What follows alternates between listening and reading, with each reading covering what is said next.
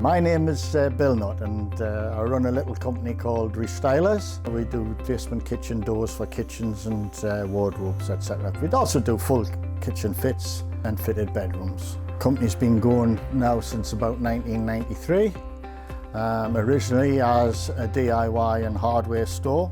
Before we got the Elcon, I had a Strebig, but the problem with the Strebig is when you're dealing with jumbo panels, you know, 2.8 metres by 20-70 high. With the Strebig, you're cutting from the top down. And as I work on my own, if I was cutting, say, something, say a 900 strip to cut some end panels off, I'd have to cut the top of the panel first, then lift that off, then remove the bottom half of the panel, then put the top half back on before I did my vertical cuts for the base end panels.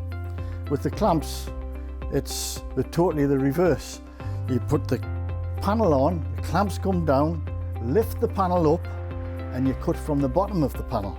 Bring the panel down back onto the rollers and do whatever other cuts you need. If you need 900 again, cut the 900 and then chop that into the base end panels. Well, it's made it a lot quicker and a lot easier.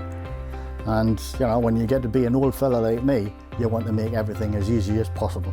I've had a pretty good experience from the start, really. Kyle came up and had a look at the workshop space where we intended to put it.